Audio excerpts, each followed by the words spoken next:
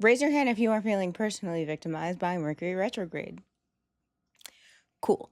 Now that we got that out of the way, let's look at some of the other transits. I'm going to do things a little bit differently than I have been doing, and I think we're going to do it this way going forward if I like it. We'll see. You let me know in the comments what you think if you like it. I'm going to back up a couple days before this moon meeting. So if you're joining me for the first time, I come on here to chat about the astrology for the new moon and the full moon. I will do the astrology in between. You can get the full video on TikTok and YouTube.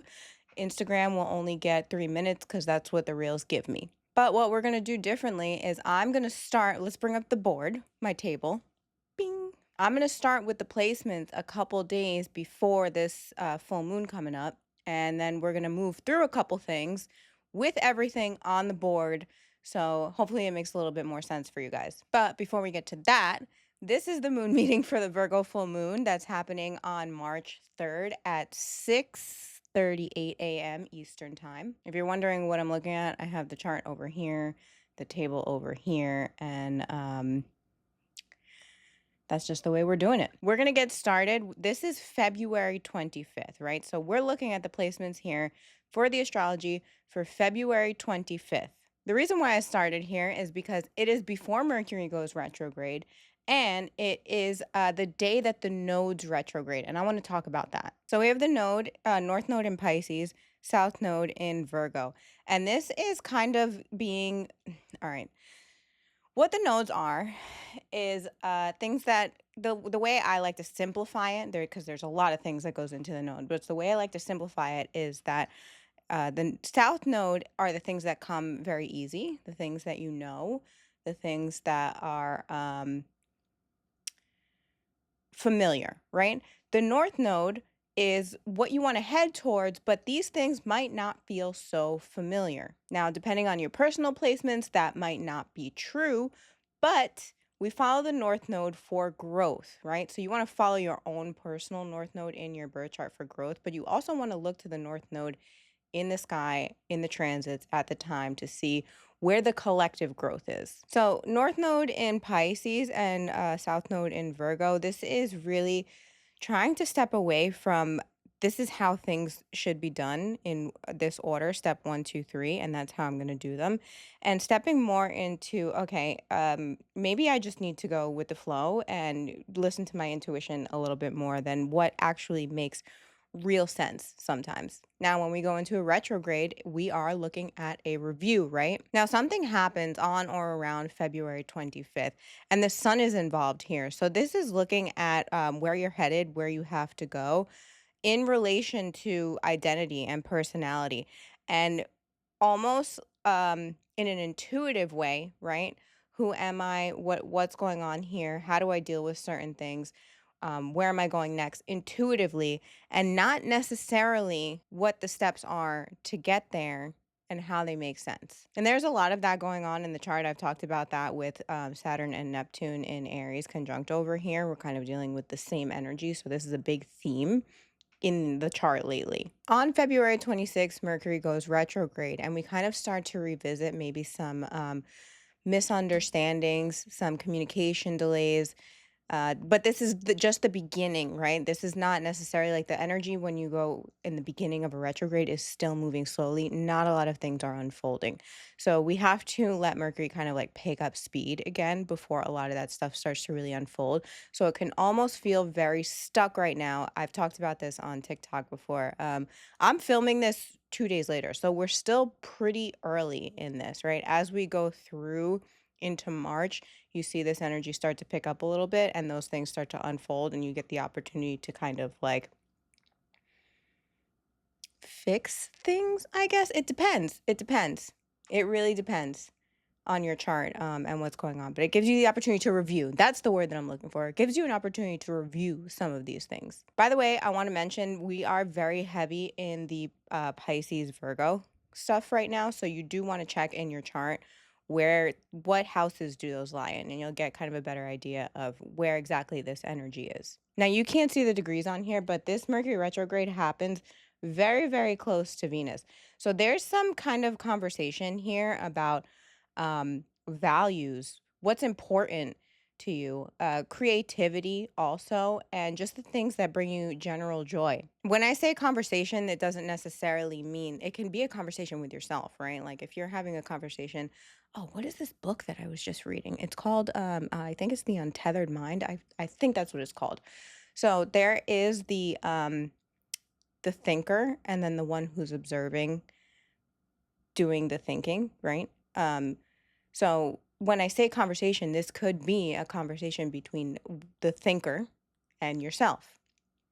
This could manifest as a literal conversation. This could also have manifested as just a message that comes through in some way, shape, or form. I forgot to move the moon for this. By this time, the moon is in Cancer. So when you look at, somebody's going to be upset that I say this, but when you look at the moon, the transits of the moon, not that I don't think that they're important, right? Because you do have to acknowledge your feelings.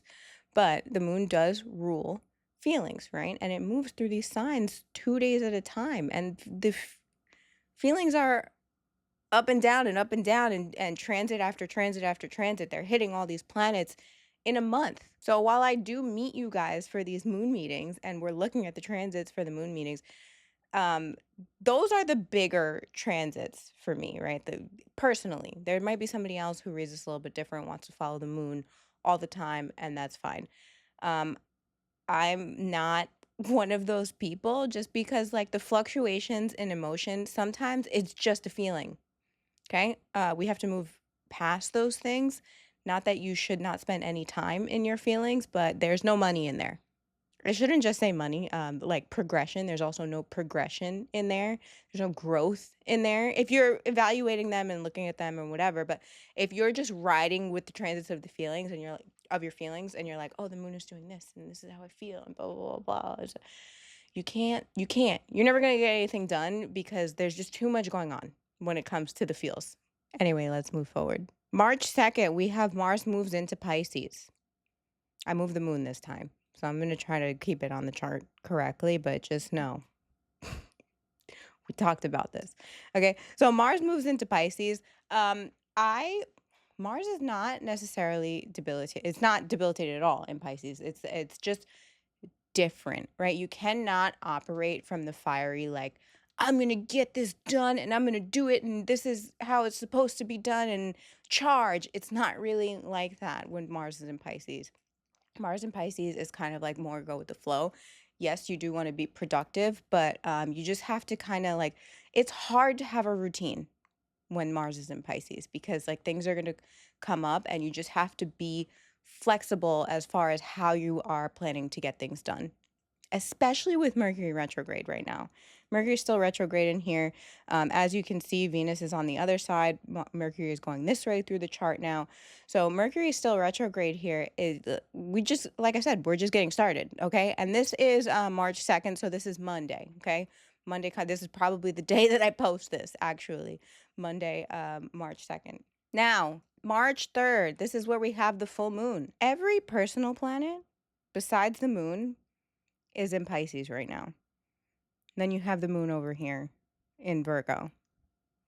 Now, also look at the nodes, right? They're still retrograde. They go retrograde, and then we have this moon where I'm gonna put this over here too because this node is right in between the sun and Mars, and it's really, really close to the sun. And these two are super, super close to each other.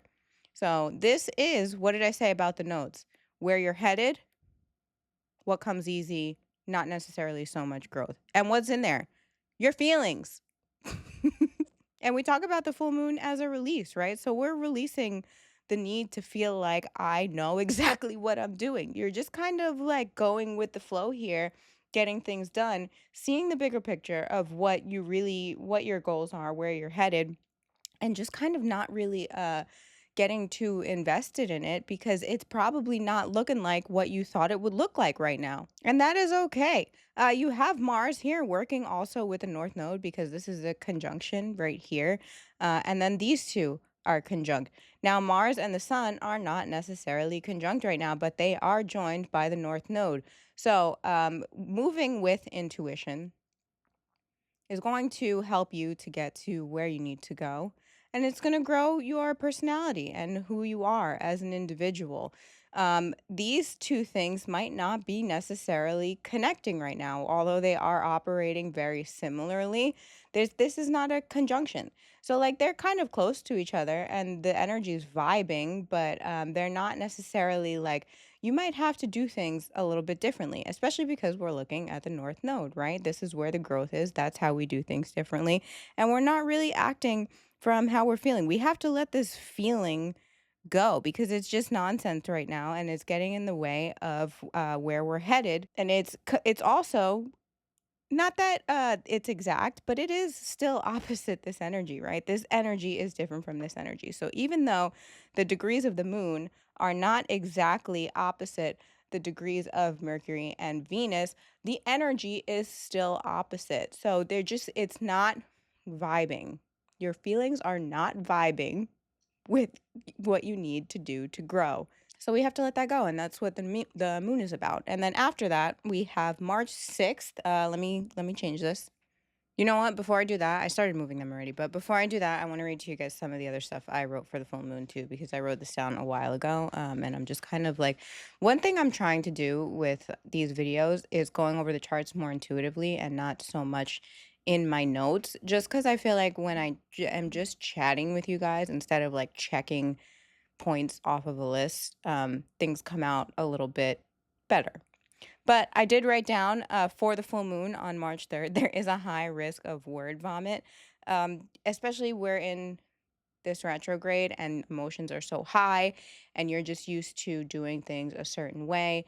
So it can be a little bit frustrating. I would just be careful. Maybe you want to journal about it instead of really addressing it at that moment. You can come back to it. But if it is something that you feel like you need to address to move on, then just do so carefully, right? We're still Mercury retrograde. You don't want to put your foot in your mouth.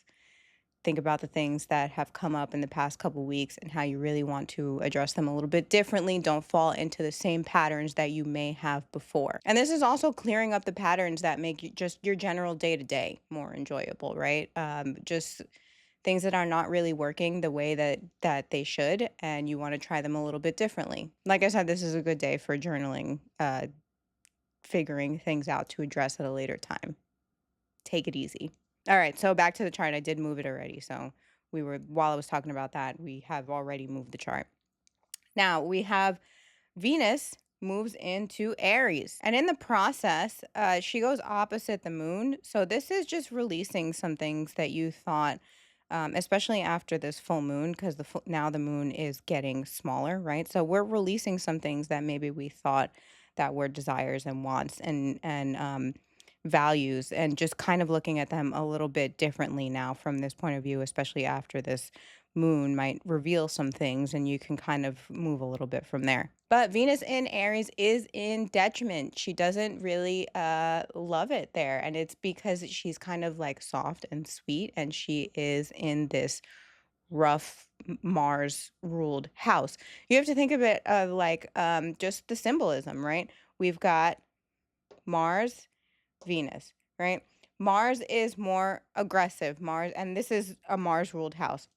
So this is like Venus goes to a house that Mars has built, and Mars likes swords and war relics and shields and pictures of warriors. And uh, Venus is like, no, I want to take a bubble bath. And Mars is like, actually, I ripped the bath out and there's nothing in there except for a really rough shower that you can spray yourself down really quick and get out because you have other things to do. And she's like, no, I don't like this. She gets frustrated. She loses a little bit of the will to play well with others, right? She gets a little angry. She does move in with Neptune and Saturn in here, and they're just kind of like looking through this house. They're just getting here, but they're going to spend some time here, right?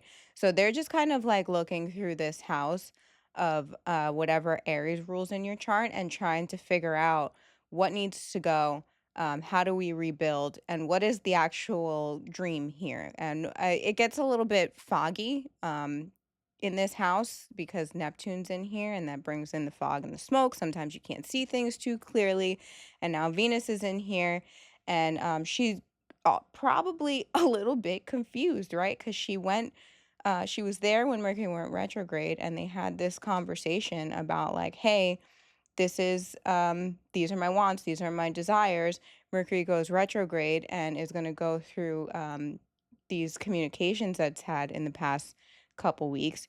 And then the moon comes over here, and the moon is like, no, you need to let go of some of this, because I just talked about it with the south node. And yeah, that's the easy thing to do, but it's not really helping. So we're going to look at things a little bit differently. And Venus is like, no, I want this to change now. Where is my bubble bath? Where is my bubble bath? And there's no bubble bath in this house, okay? Venus, you gotta chill. Now we're gonna look at March 7th. Not a lot has changed here because you can't see the degrees. We can see that the moon has moved. But the reason that I wanted to look at March 7th is because that's the day that we have the Mercury Cazimi exact. And what that is that the sun meets Mercury, and the sun completely dissolves Mercury, right? Mercury is caught up in this blast of light, and it's hard to think, hard to see, and it's just the peak of what Mercury is going through during this retrograde. So March 7th, right? We're looking at a big blinding light in the thought process and just the things surrounding this Mercury retrograde. Communication, travel, all those things. This is another day where it looks like not much has happened, but we are in fact moving through the chart because you can't see the degrees. So I just want to make sure that I have everything right on this chart. Actually, at this point, the sun and the moon have kind of switched. So now that the Cazimi has passed, the sun is still going this way, and and Mercury is still heading the other way through the chart, right? So the reason I want to look at March 10th is because Jupiter goes direct and the nodes go direct, right? The nodes have been reviewing like, what do I know? What has worked for me in these Virgo Pisces situations, right? And what is holding me back? And you've kind of looked at a little bit of that, and then the nodes start to go forward, so you get a little bit more of a chance for progress. Like I said, especially during this Mercury retrograde, this is big. This is big energy for correcting a lot of things, okay? And you can either use it, you can use the energy to your benefit, or you can just let it pass you by and get really frustrated and go, well, it's Mercury retrograde, and then you can repeat your cycles over and over again. Personally, I will not be doing that. Anyway, so also on the same day, Jupiter goes direct, and this adds to a little bit of sensitivity, but it sweetens the mood. This does bring the potential to hold on to past ideas and nostalgia. You want to be careful with that, especially when it comes to Mercury retrograde. You want to look at those issues from a fresh perspective. And like I said, we don't want to be stuck in where we've been unless it's working for growth. Otherwise, you have to look at some different things. You have to look at things a little bit differently. Next, we're going to look at March 13th, because on March 13th, Mars is exact the North Node. And this is an opportunity, right? Because Mars is action, Mars is how we do things.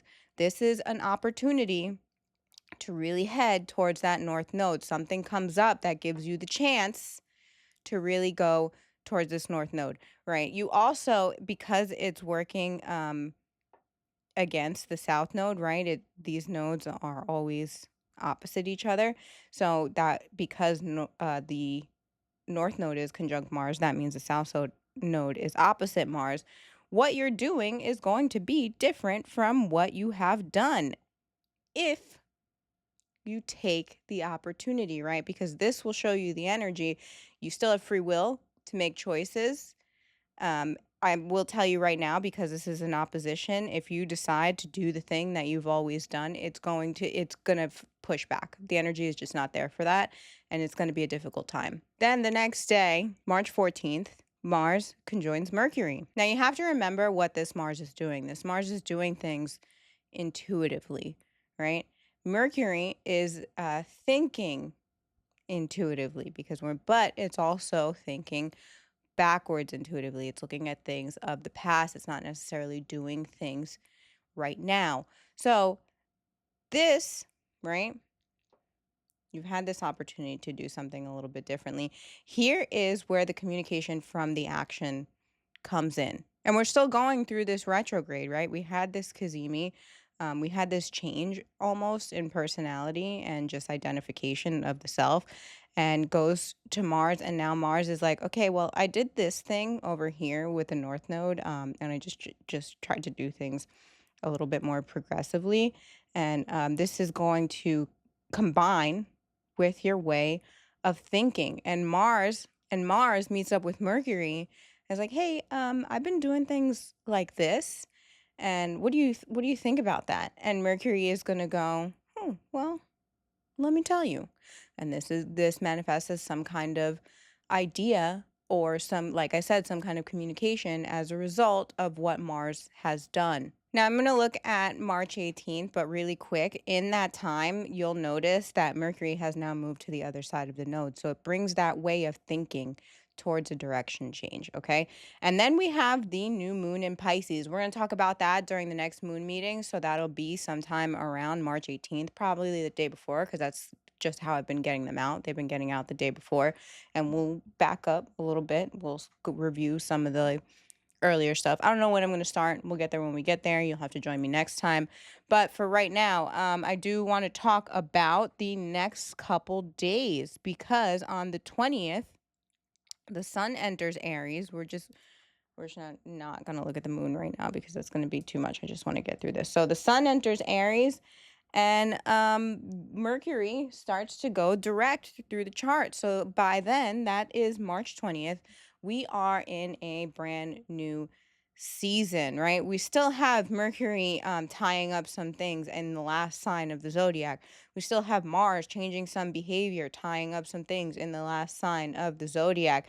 But we start to get a fresh new feel, because Venus has already been there. Like I said, she's impatient. She wants her bubble bath. She'll probably get it when she gets into Taurus. But for right now, this is just like she's frustrated. I don't know what to tell you.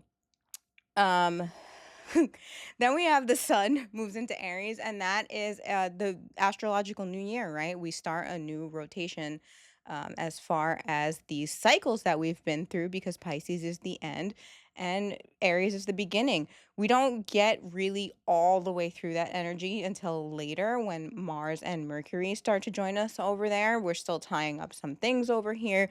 We will look at that the next time. But the reason I wanted to bring it up is because I told you February is going to be rough. I told you February was going to be rough. But we use astrology to know that there is a light at the end of the tunnel. And when we get to this energy, things start to lighten up a little bit as far as what you have going on personally.